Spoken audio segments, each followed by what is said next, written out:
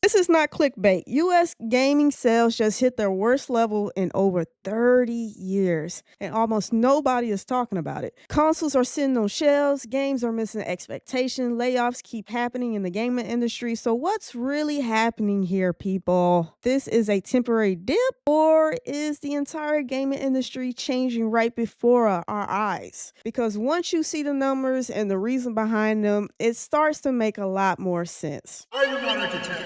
Because when people hear worst sales in 30 years, they immediately think one thing: recession, financial depression. But that's only part of the story. And honestly, it's not even the biggest part. The truth is, gaming didn't just slow down, it hit a wall. Hardware prices are still sky high. Subscription fatigue is a real thing. AAA games are taking longer, costing more, and launching into at best mixed reactions or views from the gamers. I'll say that. At the same time, players are spending hundreds of hours in just a handful of live service games. So money isn't gone, it's concentrated. Add in layoffs, studio closures, delayed releases, and companies quietly scaling back risk. And suddenly, this 30-year low starts to make a whole lot of sense.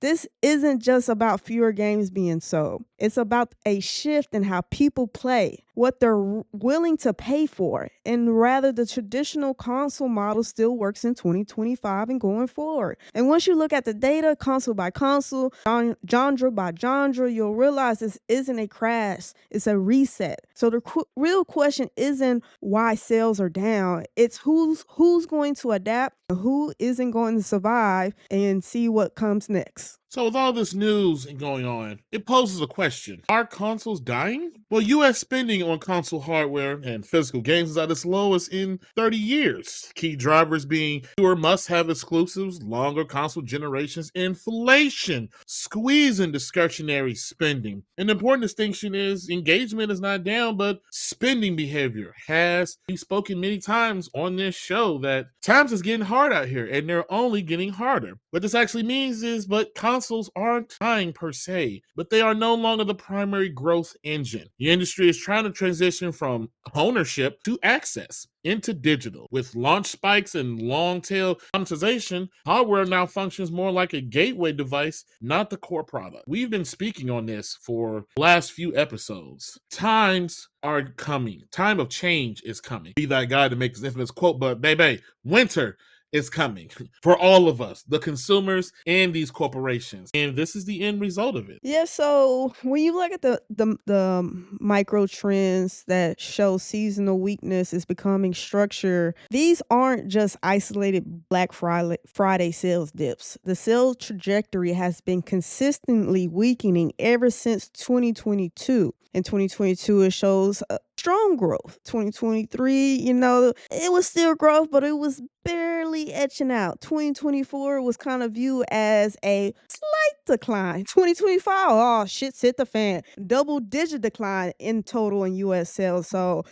people are starting to ring the alarms now. You have a bad year, okay. Back-to-back bad years, double and dippage. People start getting a little nervous. This type of decline over multiple years period is historically rare outside of, a constant generation transitions, major economy recessions, fundamental shifts in spending models. But unlike 2008 through 2009 and also in 2013 transitions, this decline is across hardware, software, accessories. Is what makes it historic. It's just not the consoles. It's all forms of gaming. Everything that gaming touch, it is down in cell number. Nobody can be like, oh, it's just that, the consoles are 5 years old. No, baby. No. It's across all sectors of gaming right now. Absolutely. And I'm just going to keep it 100. With the constant rising of hardware, games, the nickel and diming of everything, mass labor layoffs and these games launching in the abysmal states that they are, the consumers are doing what we were always told to do. Hey, vote with your wallet. Let's put your money where your mouth is. And that's what they're doing. Why give you $70, $80 for disappointment? I understand. I think also though, it's not even about people or gamers or even because it's not always gamers that buy these things. It's parents, it's relatives. It is the fact that they're not making their opinion known with their wallet. It's the fact that they don't have the money to pay these high prices for games. That's really the main factor. It's not even about if stuff is bad or the game is bad. Like before you even talk about the state of the games that people buy, it's the fact that people cannot afford a $70 game. They can't afford to buy multiple games that are $70. They can't afford to spend $800 on an Xbox. They can't afford to spend $750 on a PlayStation. And we'll get into it later, but Nintendo is talking about a price increase.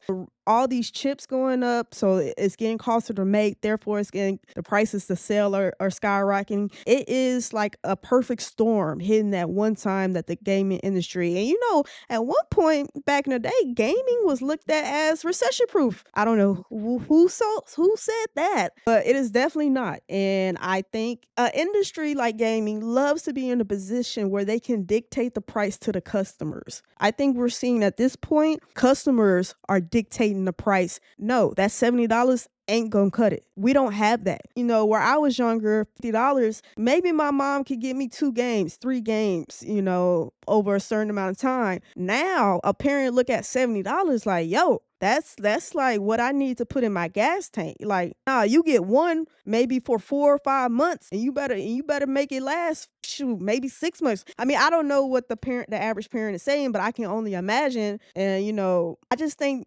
it's definitely a shift in the fact that gaming industry cannot dictate the price. Customers are dictating the price, and they're seeing the effects. The more and more you go up, the less and less people are going to buy. It's just relative, and I think this is a clear indication where the consumers are saying, whoa, whoa, whoa, whoa. And, gaming has a lot of casual gamers and casual purchasers. So they looking at this like, nah, nah, nah, nah. I'll keep playing what I have, or I might have a good live service game that I can stretch for a year or 2 or 3. So yeah, I think this is just a perfect storm hitting all at once. The cost of gaming is going up, but the willing participants or Patreons of gaming are saying, hey, I'm watching my budget more delicately than I've ever done in the last 5 years. And I just think this is a mix of everything hitting all at once. Yeah, so this isn't a bad quarter. This isn't a late holiday slump. For the first time in decades, hardware, software, and accessories are all trending downward at the same time in the gaming industry. Combined effects of that is a drop in total gaming revenue we haven't seen since long before most of today's gamers were born. So just ask the viewers this. Are you making more and more selective buying in your games than you've ever done before? Let us know in the comments. And that's it for this video of Are You Not Entertained podcast. Thanks for hanging out with us. Don't forget to like, comment, subscribe, and hit that bell so you'll never miss our next hot take. Until next time, are you not entertained?